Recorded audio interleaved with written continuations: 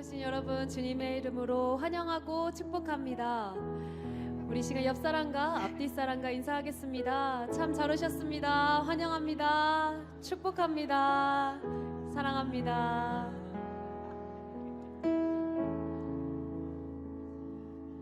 네, 우리 시간도 주님 앞에 찬양하면서 나아갑니다.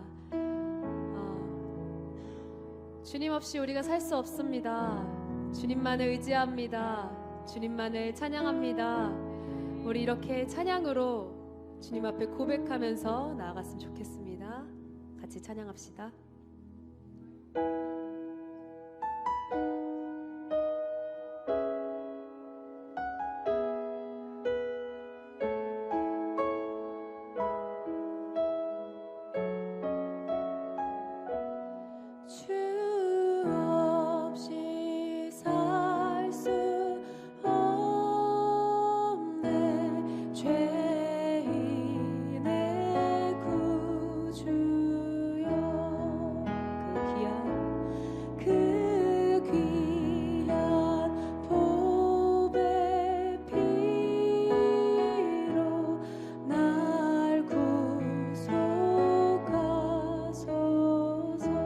부릅니다. 구주의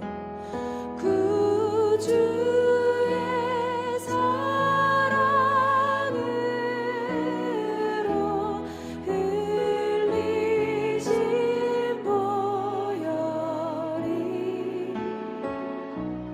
내 소망 나의 위로 내 영광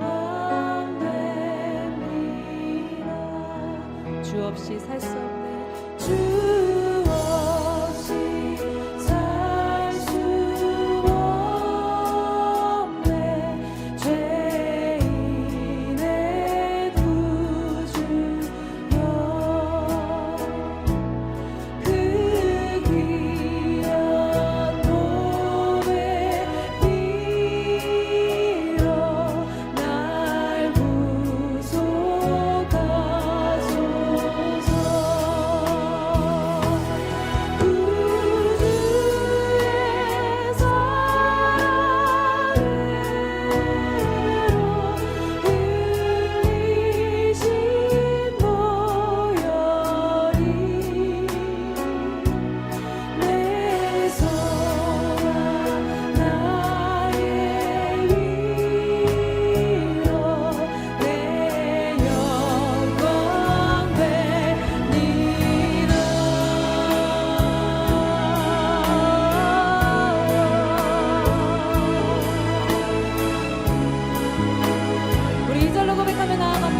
주 없이 살 수 없네.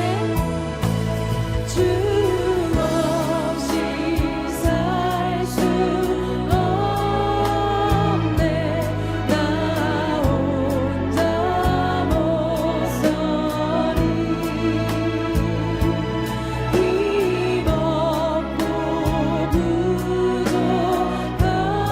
부족하며 지혜도 그렇습니다. 주님을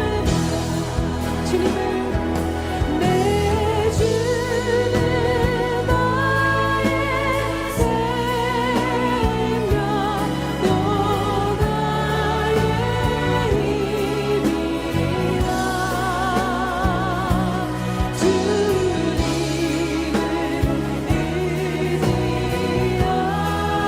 의지하여 지혜를 얻으리. 3절로 찬양합니다. 주 없이 살 수 없네. 내 주는 아직 나 우리 마음을 아십니다. 내 영의 깊은 강물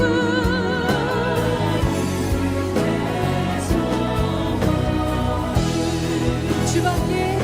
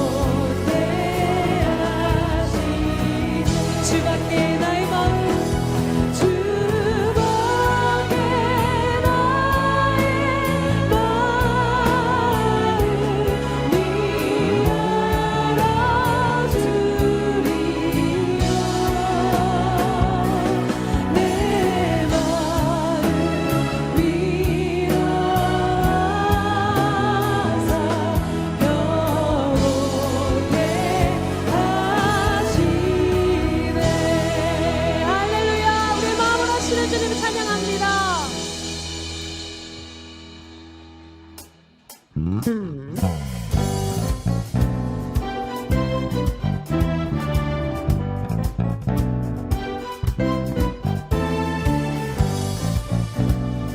우리 시간 기쁘고 즐겁게 박수로 찬양하며 나아갑시다.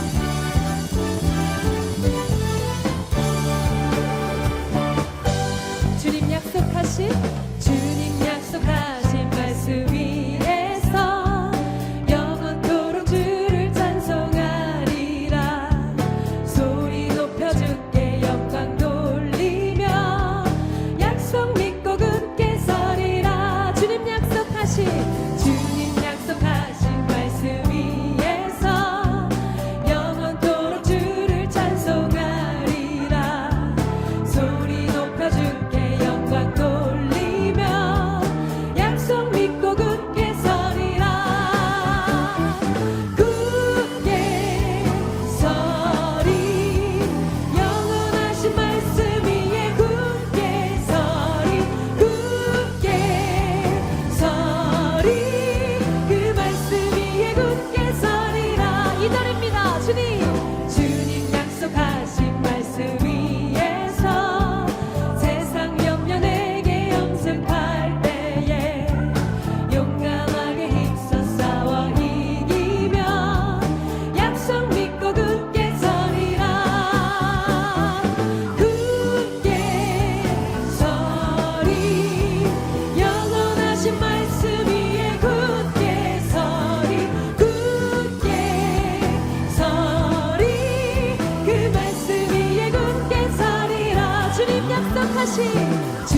약속하신 말씀 위에서 영원하신 주의 사랑이 믿고 성령으로 힘써 싸워 이기며 약속 믿고 굳게 서리라. 굳게 서리 영원하신 말씀 위에 굳게 서리. 굳게 서리 그 말씀 위에 굳게 서리라. 주님 약속하신 말씀 위에서 성령 인도하는 대로 행하며 주님 품에 항상 안시 얻으며 약속 믿고 굳게 서리라. 굳게 서리 영원하신 말씀 위에 굳게 서리. 굳게 서리 그 말씀 위에 굳게 서. 우리 목소리 높여 찬양합니다. 굳게 서리 영원하신 말씀 위에 굳게 서리. 굳게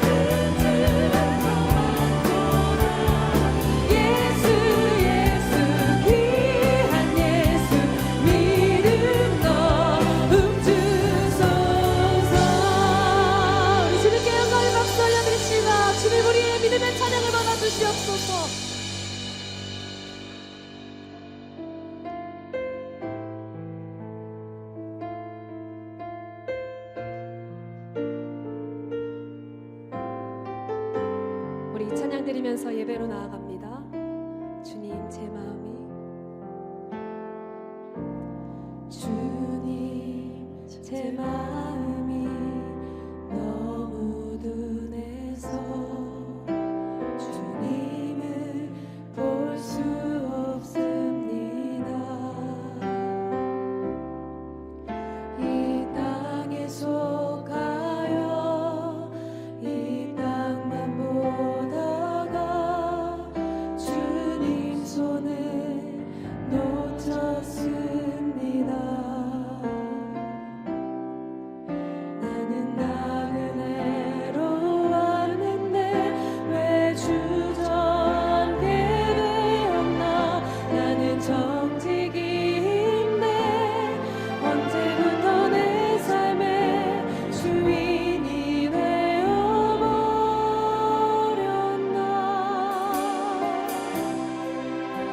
믿음이 없이는 기쁘시게 못하나니 고된 수고도 다 얻을 뿐이라. 믿음이 없어서 무너진 삶의 모든 자리에 다시 주님을 기다립니다.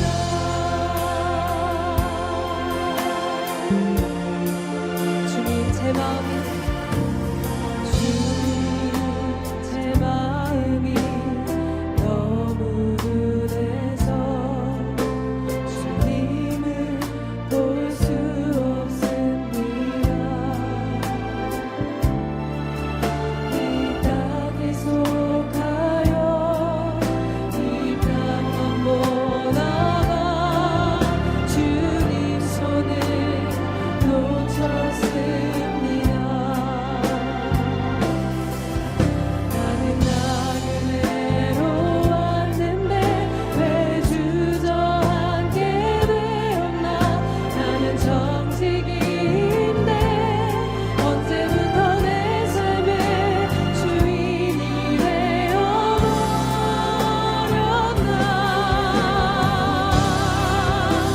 믿음이 없이는 기쁘시게 못하나니 고된 수고도 다 얻을 뿐이라.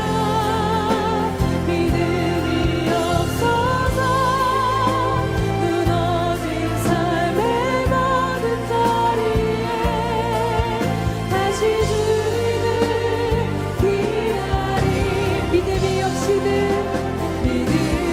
없이는 기쁘시게 못하나니 고된 수고도 다 얻을 뿐이라. 믿음이 없어서 무너진 삶의 모든 자리에 다시 주님을 기다립니다. 우리 시간 기도하면서 예배로 나아가기를 소망합니다. 하나님, 주님을 우리의 삶의 주인으로 모시지 못한 것을 회개합니다. 우리 이 시간 우리에게 믿음을 더하여 주시옵소서. 우리의 삶을 주님께 맡기는 그 믿음을 허락하여 주시옵소서. 이 시간 주여 한번 부르짖고 예배로 나아가겠습니다. 주여, 주님, 아버지 오직 구할 것이 믿음이라고 하셨습니다. 아버지 우리에게 정말로 그 겨자씨 하나 같은 믿음을 허락하여 주시옵소서.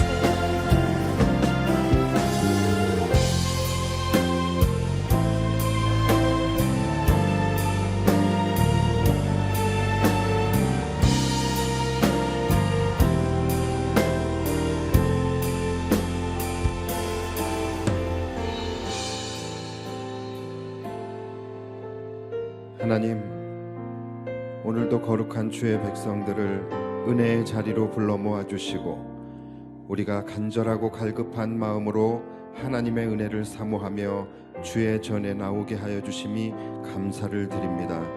하나님, 오늘 이 시간 우리가 주님의 긍휼함과 죄사함의 은혜를 간절히 소원하며 나아가오니 이 시간에 은혜의 강수, 보혈의 강수가 넘쳐 흐르게 하여 주시고, 주님께서 부어주시는 그 은혜의 물결로 하나님, 우리 모든 심령들이 변화받고 새로워지는 복된 시간 되게 하여 주시옵소서.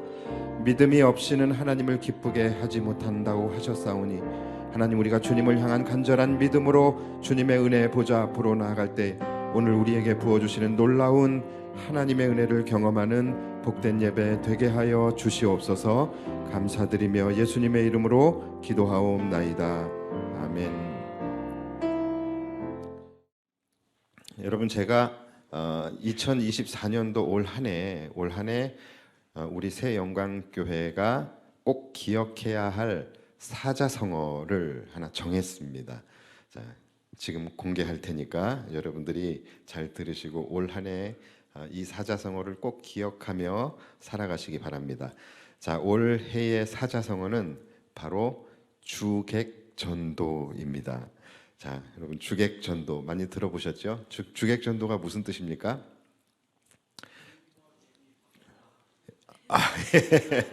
예, 예. 주객, 술 취한 사람을 전도해라, 이렇게. 예. 그게 아니라 우리 지금 김관희 집사님 말씀하신 것처럼 주인과 객이 서로 뒤바뀐 상황을 의미하는 것이죠. 자, 우리가 항상 이게 주의해야 할 부분이에요. 생각보다요, 이 땅에 많은 사람들이 실제적으로 주객이 전도된 삶을 살아가고 있습니다. 저도 물론 마찬가지고 여러분들도 아마 예외는 아닐 것 같아요. 주객이 전도되었다라는 것은 다른 말로 하면 초심을 잃어버린 상태라고 해석할 수가 있어요. 처음에 초심을 가지고 시작을 했어요. 그런데 하다 보니까 점점 본질을 잃어버리게 되고, 본질이 사라져버리게 되고, 본질이 아닌 것들이 주가 되어버린, 비본질적인 것들이 주인이 되어버리는 경우들을 말하는 겁니다. 자, 이런 일들이 우리 인생 속에서 얼마나 많이 일어나고 있는지 모릅니다. 이것을 우리는 주의해야 합니다. 우리 안에서 이 주객이 전도되어지게 되는 가장 큰 요인이 뭐냐면, 우리 안에 자리 잡은 탐욕과 교만과 자랑 때문에 그렇습니다. 이 세 가지가 항상 나의 초심을 잃게 만들고, 그것으로 인해서 내 안에서 주객이 전도되어지게 만드는 주범들입니다. 예를 들어서 우리가 자동차나 집을 생각해 볼 수가 있을 것 같아요. 최초에 우리가 자동차를 살 때는 어떤 마음으로 사죠? 무조건 우리는 기동성을 위해서 자동차를 구입합니다. 그냥 굴러가기만 하면 만족한다라는 마음으로 차를 마련하게 돼요. 집도 마찬가지예요. 처음에는 우리가 내 가족들이 함께 정말 이사 걱정 없이 그냥 마음 편하게 발 뻗고 잘 수 있는 그런 보금자리가 있었으면 좋겠다. 우리 가족들이 그냥 다른 걱정 없이 함께 한 자리에 모여서 식사할 수 있는 그 정도의 집이 있었으면 좋겠다라는 마음으로 내 집 마련을 합니다. 그러나 어느 순간에 내 안에 욕심과 또 교만과 자랑의 마음이 커지기 시작을 하면서 이제는 더 좋은 차, 그리고 더 좋은 집을 우리가 꿈꾸게 되는 거죠. 그러면서 결국은 어느 순간 이 집이나 차의 원래의 용도와 목적에서 벗어나 버리게 되면서 이제 집이나 차는 나를 말해주는 나의 인격이 되어지고, 나의 품격이 되어지고, 또 나의 마치 신분증이 되어지게 되는 것이죠. 그렇게 집이나 차가 내가 돼버리는 거예요. 나의 정체성을 나타내면서 주객이 전도되어져 버리게 되는 것이죠. 그래서 이제는 너 어디 살아? 또는 너 무슨 차 타? 이 질문이 이제는 더 이상 그 본연의 순수한 목적의 질문이 아닌 거예요. 이제는 너 어떤 사람이야? 또는 너 얼마나 잘 살아? 이것을 물어보는 질문이 되어버렸다는 것이죠. 이렇게 주객이 전도되어지는 경우는 사람들의 삶의 구석구석에서 다 지금 일어나고 있고 나타나고 있습니다. 몸이 건강해지기 위해서 운동을 시작했는데 점점 운동이라는 본질보다는 장비에 대하여 관심이 가기 시작을 하게 되고, 운동보다는 장비를 마련하고 장비를 꾸미는 데에 내 에너지가 더 소모되게 됩니다. 그래서 원래의 목적은 변질이 되어 가게 되고, 내 안에는 이제 허세나 과시 이러한 것들이 본질이 되어버리는 그런 기이한 상황이 펼쳐지게 되는 것이죠.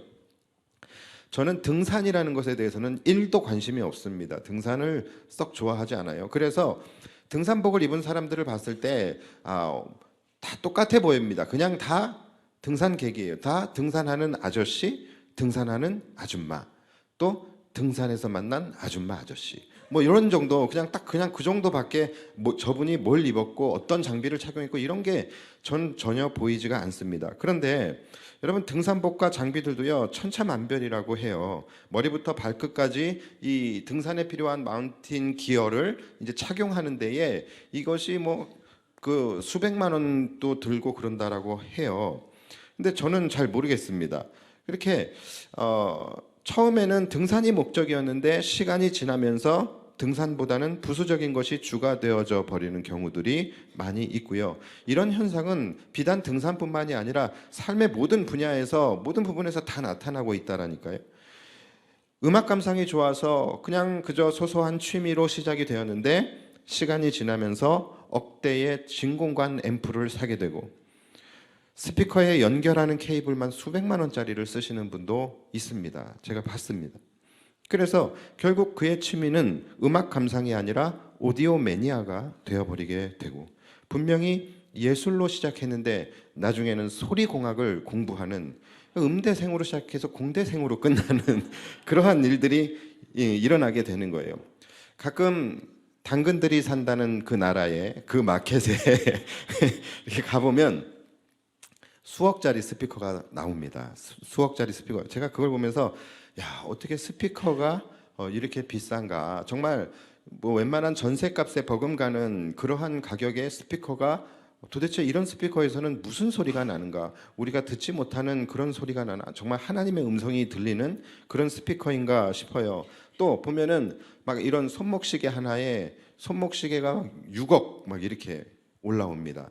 이거 진짜예요. 한번 그 당근들이 사는 나라에 가서 한번 그들이 가는 마켓에 한번 검색해 보세요.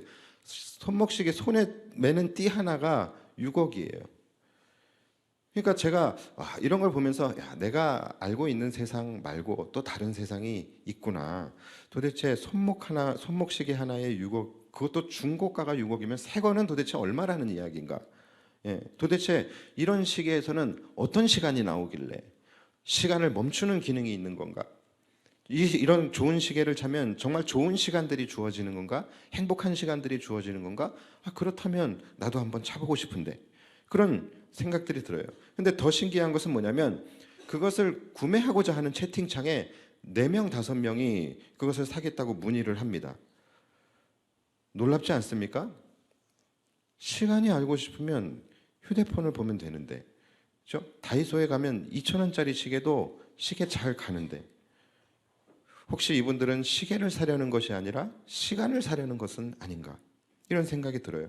여러분, 수억을 들여서 시계는 살 수 있을지 몰라요. 그러나 수천억을 들여도 시간은 살 수가 없는 것입니다. 아무리 많은 돈을 들여도 행복한 시간은 살 수가 없는 것이죠.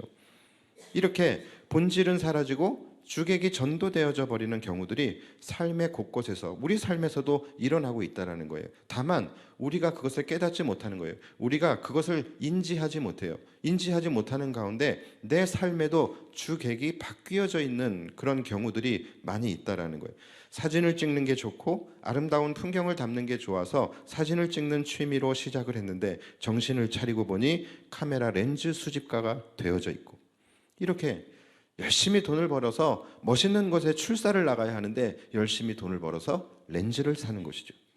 그저 나의 일상을 기록하고 나의 소소한 일상을 주변인들과 함께 공유하고 싶어서 SNS를 시작했는데 나중에는 누군가에게 나를 과시하고 보여주기 위한 SNS를 하고 있는 사람들이 얼마나 많이 있습니까? 행복하지 않는 삶을 감추기 위해서 행복한 척 연출을 해서 사진을 찍어 올리고, 시간이 없는 가운데서도 그거 SNS 사진 한 장 올리겠다고 짬짬이 시간을 내서 좋은 스팟, 좋은 식당을 찾아가서 그냥 사진 하나 건져오는 사람들. 저는 SNS도 하지 않고 음식 사진도 찍지 않습니다. 그래서 그분들이 왜 그렇게 하는지 제가 온전히 이해를 하지 못해요. 다만 음식이 나왔을 때에 사진 찍을 사람들이 사진을 찍을 수 있도록 안 먹고 기다려주기는 해요. 예. 음식 사진 찍는 분들이 많이 있더라고요. 근데 여러분, SNS를 안 하는 사람도 음식 사진을 많이 찍어요. 그래서 어떨 때는 나도 찍어야 하나라는 생각을 이제 하기도 하는. 여러분, 음식 사진 왜 찍는 거예요?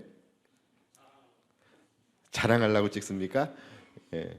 그냥 뭐 이렇게 본인이 나중에 이렇게 돌려보면서 이때 요런 음식도 먹었구나, 요때 이것도 먹었었지, 이거 맛있었는데, 뭐 그러면서 그냥 좋았던 순간을 기억하고 추억하기 위해서 사진을 찍는 거 아니겠습니까? 그렇죠?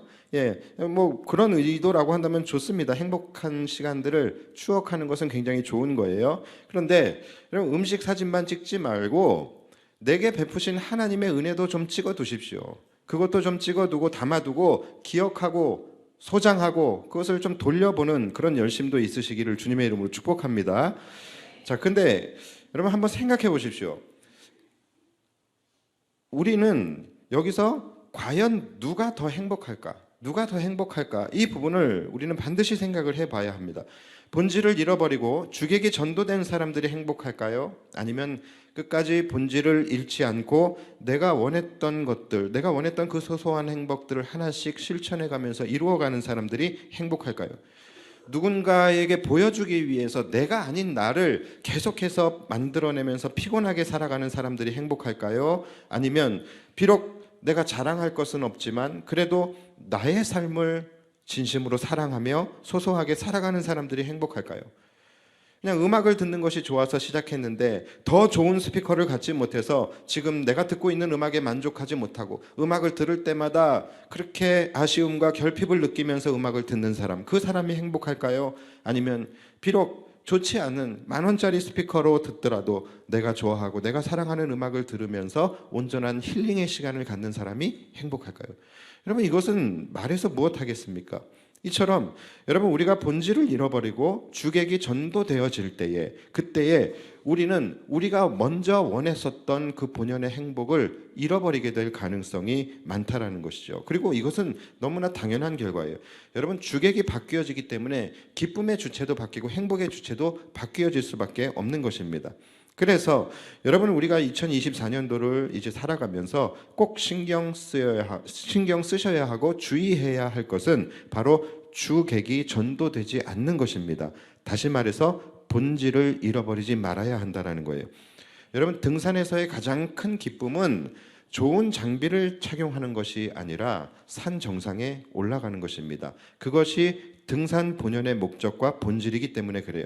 사진을 찍는 사람들에게 가장 큰 기쁨은 좋은 렌즈를 갖는 것이 아니라 너무나도 예쁘고 멋있는 자연을 만났을 때, 그것을 담았을 때예요. 음악을 듣는 사람에게 가장 기쁨은 좋은 스피커로 듣는 것이 아니라 내가 좋아하는 음악을 들을 때에 가장 행복한 것이죠. 왜냐하면 그것이 목적이고 본질이기 때문에 그런 거예요. 자, 그렇다면 여러분, 우리가 이러한 개념을 우리가 좀 더 상위 그룹으로 가지고 올라가서 인간에 대해서 한번 생각을 해봤으면 좋겠어요. 여러분, 우리 인간이 가장 행복할 때는 언제입니까? 인간이 가장 행복할 때, 여러분, 인간이 가장 행복할 때는 인생 본연의 목적과 본질을 잃지 않았을 때, 다시 말해서 인생의 주객이 전도되지 않았을 때에 우리는 극강의 행복을 누릴 수 있게 되는 것입니다. 자, 그렇다면 여기서부터 시작을 해야 되는 거예요. 여러분, 내 인생의 주인이 누구입니까? 주객이 전도되지 않으려면 주인부터 알아야 되는 거예요. 여러분, 내 인생의 주인이 누구입니까? 대부분의 사람들은 바로 여기서부터 주객이 전도되는 거예요. 그래서 내 인생의 주인은 나라고 생각을 해요. 그런데 여러분, 아닙니다. 우리 인생의 주인은 내가 아니라 하나님이십니다.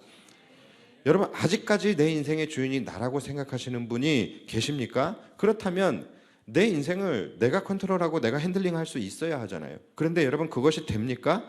나는 내 인생에서 어떤 것도 내가 컨트롤할 수 있는 것이 없어요. 내 인생은 내 뜻대로 사라지지도 않고 내가 늙어지는 것을 막을 수도 없고 내 몸에 병이 찾아오는 것을 우리는 막지 못해요.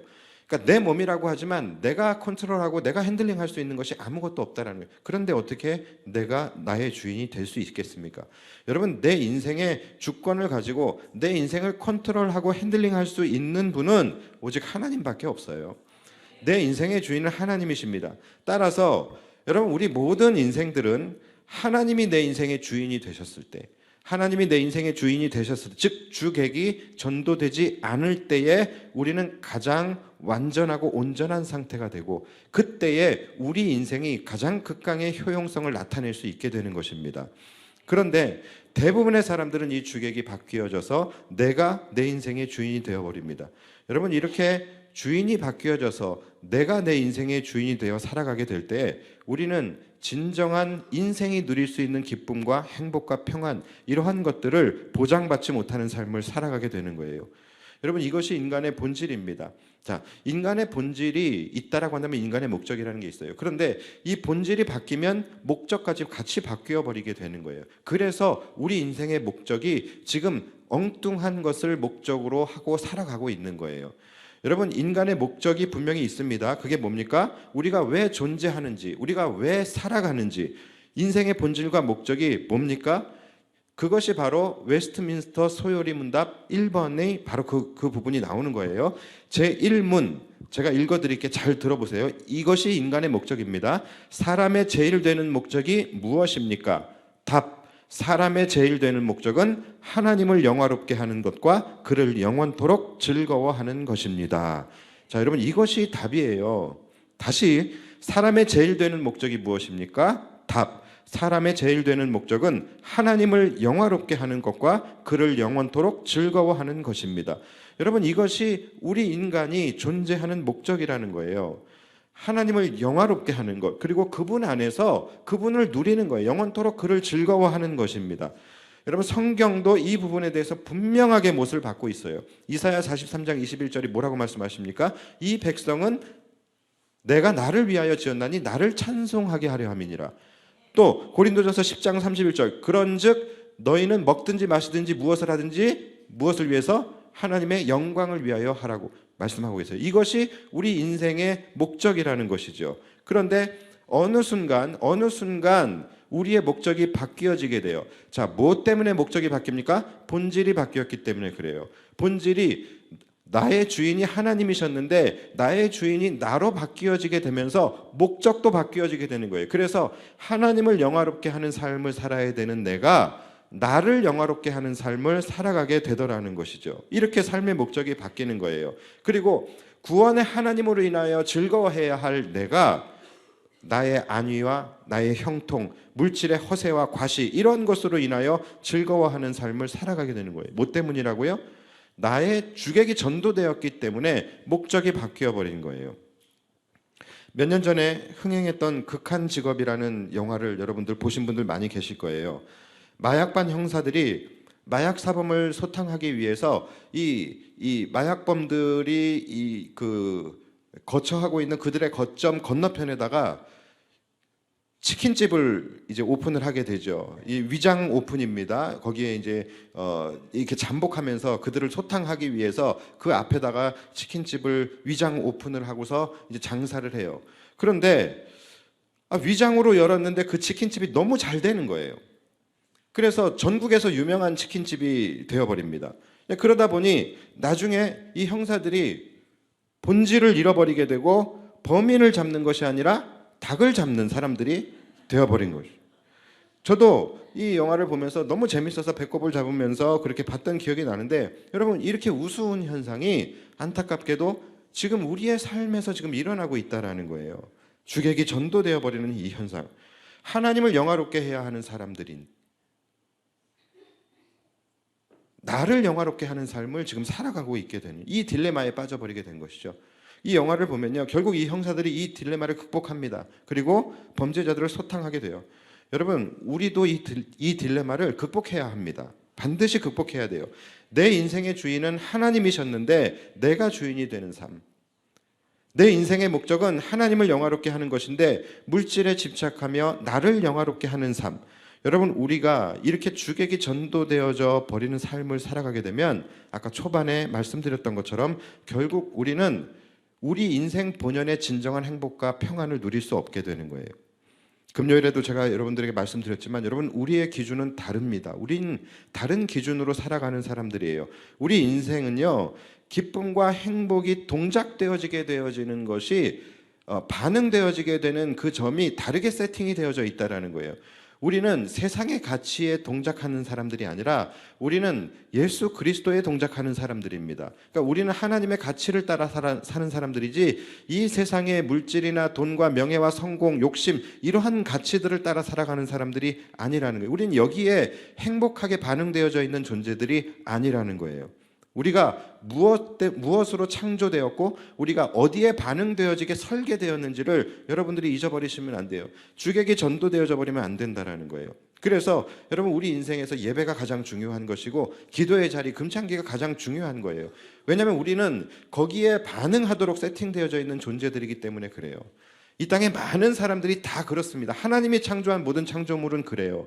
그래서 하나님을 믿는 우리들은 그분 안에서 행복함을 누릴 수 있는 것이고 하나님을 믿지 않는 자들은 아무리 잘 살아도 마음 가운데 공허함이 있을 수밖에 없는 거예요. 왜요? 그들은 그렇게 창조되지 않았거든요. 세상의 가치에 행복을 느끼도록 창조되지 않았기 때문에 돈이 많다고 행복한 것이 결코 아니라는 것이죠. 우리는 이 인간의 제1목적 하나님을 영화롭게 하고 영원토록 그를 즐거워하는 삶, 그 삶을 살아갈수록 우리는 행복한 인생이 되는 것이고 이 본질에서 벗어나면 벗어날수록 인간은 진정한 행복으로부터 멀어지게 되는 것입니다. 여러분 본질을 잃어버리지 마시기 바랍니다. 여러분 오늘 본문을 보면은 바리새인과 서기관들이 예수님에게 찾아와서 당신의 제자들이 어찌하여 먹기 전에 손을 씻지 않습니까? 라고 하면서 따지는 장면이 나옵니다. 자, 그러면서 이들이 뭐라고 얘기를 하냐면 이들이 왜 장로들의 전통을 범하고 있느냐라고 꼬투리를 잡아요. 여러분 손을 씻는 것은 본질이 아닙니다. 그렇죠? 손을 씻는 것은 전혀 본질이 아니에요. 본질은 뭡니까? 이들이 지금 하나님의 아들이신 메시아 예수 그리스도와 함께 있다라는 것이 본질인 거예요. 그렇죠? 그런데 지금 이들은 본질이 아니라 자신들의 알량한 전통 타령이나 하면서 지금 진짜 본질을 왜곡시키고 있는 거예요. 이들은 지금 비본질적인 것에 지금 메모리 돼가지고서 비본질적인 것으로 오히려 지금 진짜 본질을 왜곡하고 공격하고 있는 것입니다. 주객이 전도되어져 버린 것이죠. 여러분 지금 이 사건의 진짜 본질은 뭡니까? 제자들이 먹기 전에 손을 씻었느냐 안 씻었느냐 여러분 이것이 아니고 진짜 본질은 뭐냐면 지금 제자들은 메시아이신 예수님과 함께 있다라는 것이고 지금 바리새인과 서기관들은 진짜 본질이신 예수님을 지금 대적하고 있다라는 거예요. 이것이 본질인 것이죠. 그래서 예수님께서 뭐라고 말씀하십니까? 3절을 보시면 대답하여 이르시되 너희는 어찌하여 너희의 전통으로 하나님의 계명을 범하느냐. 그렇죠? 지금 너희들이 주객이 지금 전도되어 있다라는 것이죠. 본질이 하나님의 계명인데 너희들은 왜 너희들의 그 알량한 전통을 가지고서 하나님의 계명을 지금 범하고 있느냐라고 지금 비판하고 계시는 거예요. 그러면서 뭐라고 말씀하십니까? 본문 4절을 보시면 하나님이 이르셨으되 내 부모를 공경하라 하시고 또 아버지나 어머니를 비방하는 자는 반드시 죽임을 당하리라 하셨거늘 너희는 이르되 누구든지 아버지에게나 어머니에게 말하기를 내가 드려 유익하게 할 것이 하나님께 드림이 되었다고 하기만 하면 그 부모를 공경할 것이 없다 하여 너희의 전통으로 하나님의 말씀을 폐하는도다. 자, 바로 이게 지금 고르반에 대한 말씀을 지금 하고 계시는 것이죠. 그러니까 본질은 뭡니까? 내 부모를 공경하라예요. 그리고 내 부모를 공경하지 않고 비방하는 자는 반드시 죽임을 당하라.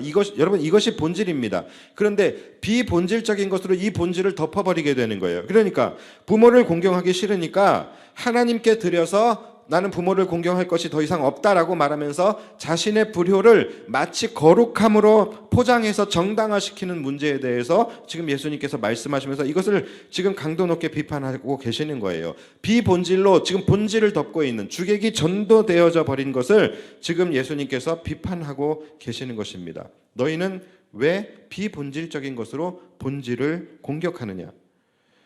여러분 이렇게 지금 본질이 아닌 것으로 본질을 왜곡시키는 것 정말로 조심하셔야 됩니다. 이것이 지금 이 시대에서도 굉장히 많이 나타나고 있어요. 비본질적인 것을 마치 거룩함으로 포장해서 진짜 거룩함을 공격하는 경우들이 교회 안에서도 얼마나 많이 일어나는지 모릅니다. 자신의 고정관념, 자신의 도덕적 우월성 이런 것을 가지고서 거룩함으로 포장해서 하나님의 교회를 판단하거나 비판하지 마시기 바랍니다. 비본질이 본질이 되어지는 그 주객 전도 여러분 이것이 반드시 우리가 올 한 해 살아가면서 반드시 경계하고 주의해야 할 부분인 것입니다. 이제 정리를 할 텐데요. 여러분, 내 인생에서 본질적인 것과 비본질적인 것, 이것을 여러분 분명히 구분하셔야 됩니다. 비본질적인 것은 버려야 된다. 비본질적인 것은 필요 없다. 이 말씀을 드리는 것이 아니라 비본질적인 것도 물론 필요합니다. 그러나 이 비본질적인 것이 본질적인 것을 내쫓아 버리고 본질의 자리에 앉아서는 안 된다라는 것입니다. 더 나아가서 오늘 본문과 같이 비본질적인 것으로 본질적인 것을 대항하며 공격해서는 더더욱 안 되는 것입니다. 여러분, 돈, 명예, 권력, 성공 이런 거 좋습니까? 이거는 좋지요. 좋은 거예요. 그런데 내가 이것을 지키기 위해서 내가 비본질적인 것, 나의 명예와 나의 권력과 나의 물질, 나의 성공 이것을 위해서 내가 반드시 지켜야 할 믿음과 싸우고 믿음을 대항하는 것. 여러분, 이것은 절대로 하지 말아야 된다라는 것이죠. 돈, 명예, 성공 좋은 것이지만 이러한 것들이 우리의 제일 목적인 하나님을 영화롭게 하고 그분을 즐거워하는 것보다 앞설 수는 없는 것이고 대신할 수도 없는 것입니다. 우리의 행복은 세상의 가치들과 같은 비본질적인 것에서 오는 것이 아니라 우리의 본질과 목적, 뭡니까? 하나님이 나의 주인이 되셔서 하나님이 나의 인생을 이끌어 가시는 것이고 우리는 그 하나님을 영화롭게 하고 그분 안에서 날마다 영원토록 즐거워하는 것.